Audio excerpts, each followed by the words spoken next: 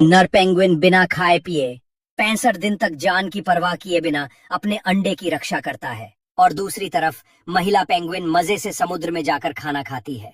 क्या मादा पेंगुइन अपने बच्चे को प्यार नहीं करती? क्या नर पेंगुइन 2 महीने तक अंडे की रक्षा करते हुए अपनी जान दे देता है?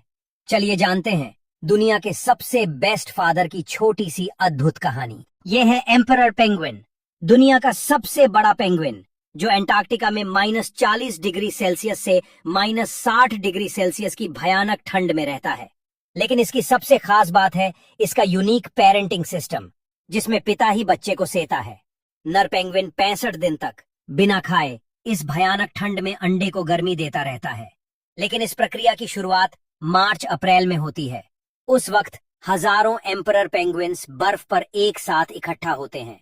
नर मादा अपने अपने साथी चुनते हैं और फिर प्रजनन के कुछ समय बाद मादा एक अंडा देती है।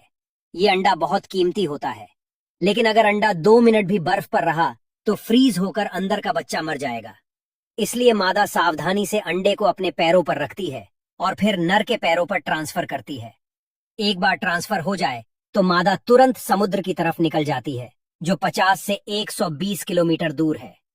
अब नर अकेला है, अंडे के साथ 2 महीने के लिए। नर एम्परर पेंगुइन को 65 दिन तक अंडे को अपने पैरों पर रखकर सेना है, बिना एक दाना खाए। इस दौरान पेंगुइन का वजन 15 से 20 किलो कम हो जाता है। इतना होने के बावजूद भी वो अंडे को गर्म रखता है। 65 दिन बाद अंडा फूटता है, एक छोटा चूजा निकलता है।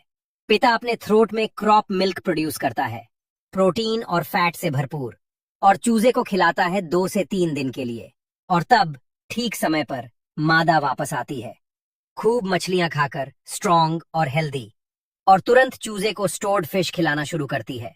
अब नर बच्चे को मादा के पैरों पर ट्रांसफर करता है और तुरंत समुद्र की तरफ भागता है, 65 दिन बाद पहला भोजन खाने के लिए।